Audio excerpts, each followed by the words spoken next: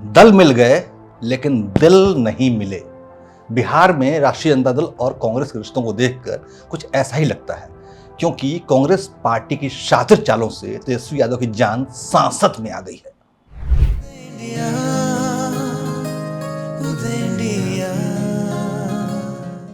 नमस्कार, उदय India digital में स्वागत है आपका। मैं हूं अंशुमान आनंद। बिहार में विधानसभा चुनाव की उल्टी गिनती शुरू हो गई है और इसके साथ ही दोस्ती का दम भर रहे चेहरों की कलई खुलने लगी है। बिहार में कांग्रेस और राष्ट्रीय जनता दल यानी राहुल गांधी और तेजस्वी यादव की पार्टी ने मिलकर महागठबंधन का निर्माण कर लिया है, लेकिन सीट बंटवारे को लेकर दोनों के बीच तलवारें खिंच चुकी है। इसके अलावा बिहार में मुख्यमंत्री का चेहरा कौन होगा, इसको लेकर भी कांग्रेस ने अभी तक अपना रुख स्पष्ट नहीं किया है, जिसको देखते हुए तेजस्वी यादव और उनके पिता लालू का तनाव बढ़ता ही जा रहा है।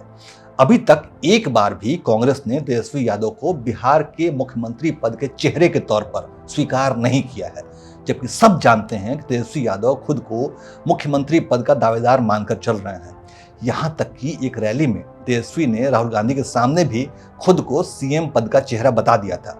तेजस्वी यादव ने राहुल गांधी के लिए कई बार कहा है कि वो पीएम पद पर राहुल गांधी की दावेदारी के समर्थन में हैं, लेकिन कांग्रेस ने एक बार भी बिहार के मुख्यमंत्री पद के लिए तेजस्वी यादव की दावेदारी का समर्थन बिल्कुल नहीं किया है, बल्कि उनसे जब सवाल पूछा गया तो उस सवाल को टाल भी गए। तो बिहार को लेकर अभी तक आपकी पार्टी से साफ क्यों नहीं किया जा रहा कि तेजस्वी यादव सीएम बनेंगे बिहार में? बहुत अच्छे तरीके से एक पार्टनरशिप बनी है। हम सारी की सारी पार्टियां एक साथ जुड़कर काम कर रही हैं, कोई टेंशन नहीं है और म्यूचुअल रिस्पेक्ट है और एक दूसरे की मदद हो रही है, तो मजा भी आ रहा है। आइडियोलॉजिकली हम अलाइंड हैं, पॉलिटिकली अलाइंड हैं, तो बहुत अच्छा रिजल्ट आएगा, मगर वोट चोरी को रुकना है। अभी तक इस बात पर कांग्रेस और राजद में तनाव चल ही रहा था कि महागठबंधन में सीट बंटवारे पर भी घमासान शुरू हो गया है।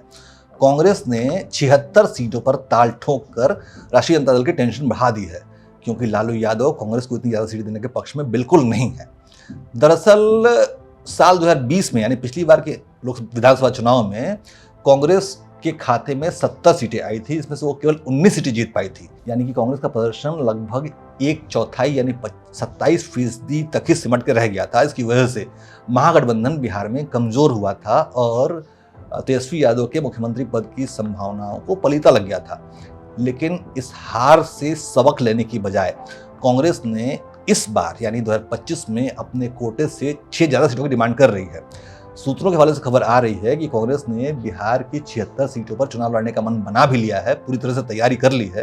कांग्रेस ने राहुल गांधी की वोट अधिकार यात्रा के बाद इन 76 सीटों का चयन भी कर लिया है, ऐसी खबरें आ रही हैं। और माना जा रहा है कि 24 सितंबर को कांग्रेस वर्किंग कमेटी की जब बैठक होगी उसमें इस पर मुहर लग सकती है और हो सकता है कि कांग्रेस उस दिन 38 सीटों का ऐलान भी कर दे। कांग्रेस की इस चाल को भांप कर राष्ट्रीय जनता दल में खलबली मची हुई है। इससे पहले तेजस्वी यादव ने कहा था कि राष्ट्रीय जनता दल बिहार के सभी 243 सीटों पर चुनाव लड़ सकती है, मगर अब कांग्रेस ने ज्यादा सीटें मांगकर इस मामले को और उलझा दिया है। कांग्रेस राहुल गांधी की वोट अधिकार यात्रा से उत्साहित है। राहुल गांधी की यात्रा में जिस तरह से भीड़ उमड़ रही है, उससे कांग्रेस को लग रहा है कि बिहार की जनता पर उसकी पकड़ मजबूत हुई है। यही वजह है कि वो महागठबंधन में प्रेशर पॉलिटिक्स का खेल खेल रही है।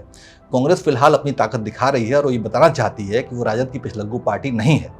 हालांकि राजद और कांग्रेस के नेता अभी भी बात संभालने की कोशिश में लगे हुए हैं, लेकिन सीट वितरण को लेकर कांग्रेस इतने ज्यादा फ्रंट फुट पर खेल रही है, इसको देखते लगता है कि सीट शेयरिंग के मामले में राजद और कांग्रेस के बीच संग्राम होना तय है और अब बहुत ज्यादा वक्त बचा भी नहीं है। देखते हैं बिहार की राजनीति का ऊंट किस करवट बैठता है। जय हिंद, जय भारत।